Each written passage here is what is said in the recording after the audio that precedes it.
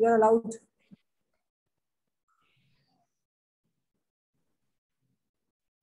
A very good morning to one and all present here.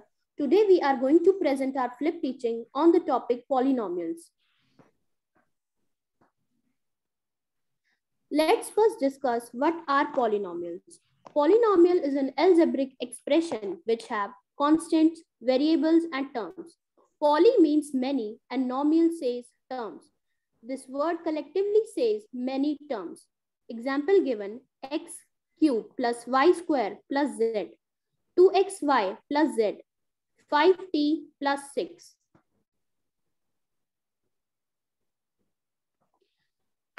There are three divisions on the basis of terms of the polynomials. The first division is monomial.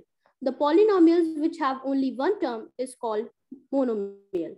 For example, 2xy square plus 3x ab square. The second division is binomial. The polynomials which have two terms are known as binomial.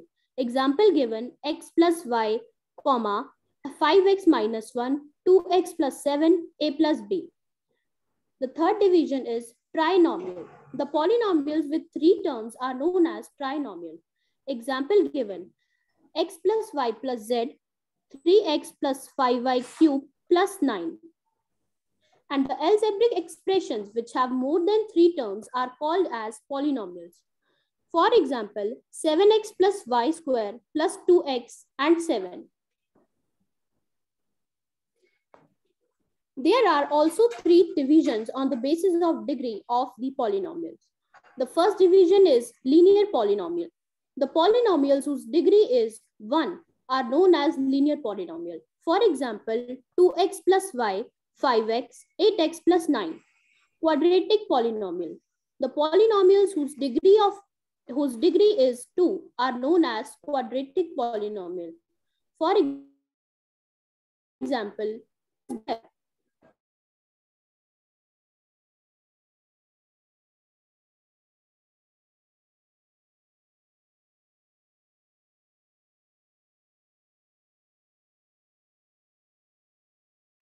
x3 minus 5x square plus 5x cube.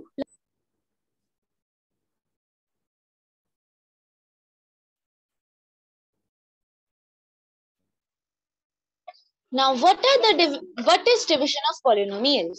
Polynomial division involves the division of one polynomial by another.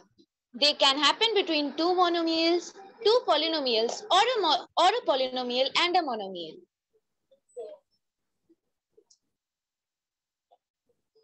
There are two ways to calculate a division.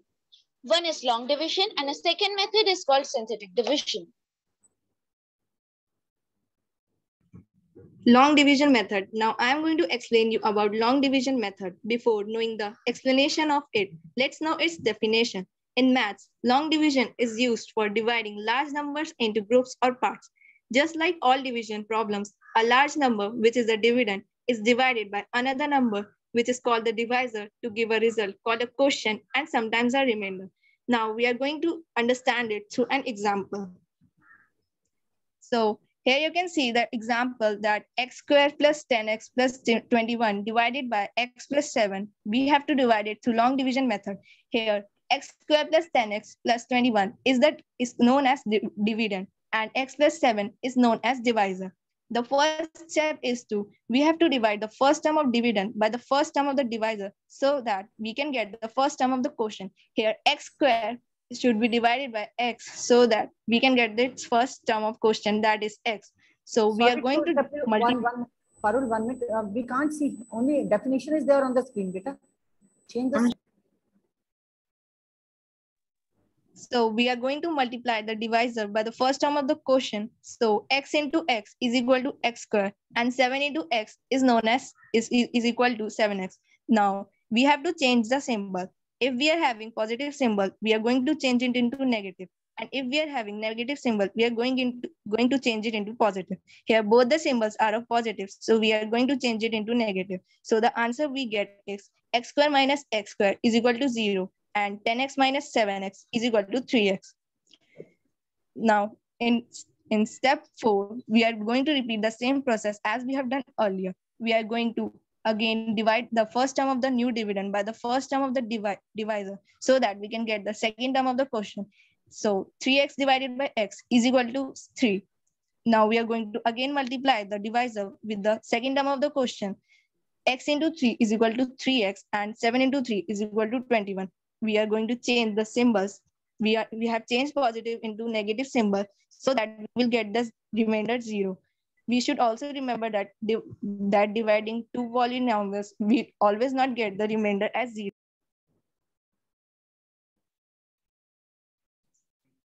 Now I will tell you about remainder theorem.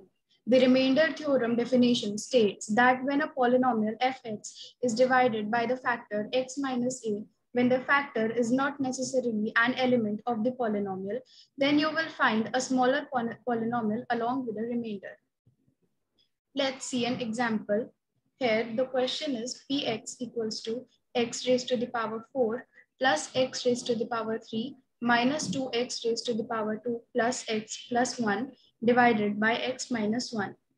So if we make x minus 1 equals to 0, then x equals to 1. So here instead of x, we'll put 1. P1 equals to 1 raised to the power 4 plus 1 raised to the power 3 minus 2, 1 raised to the power 2 plus 1, which equals to 1 plus 1 minus 2 plus 2. We will cut minus 2 and plus 2, which makes 1 plus 1 equals to 2. P1 equals to 2. Here our remainder is P1, which is 2.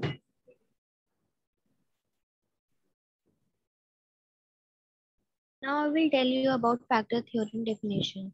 In algebra, the theorem is a theorem linking factors and zeros of a polynomial.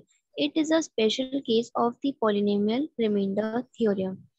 The factor theorem states that a polynomial display style fx has a factor display style x minus k if and only if display style fk equal to 0.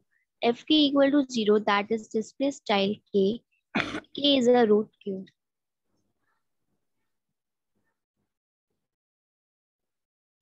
Factor of a theorem application. If x minus a is a factor of px, then pa is equal to 0, where a is any real number. This is an extension to remainder theorem, where remainder is 0. Example, pa is equal to 0. Proof, by the remainder theorem, px is equal to x minus a. Qx is equal to pa.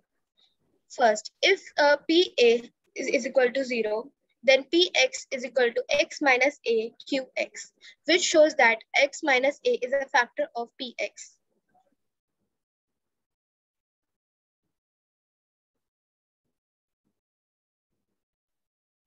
Factor theorem. When fc is equal to 0, then x minus c is a factor of fx.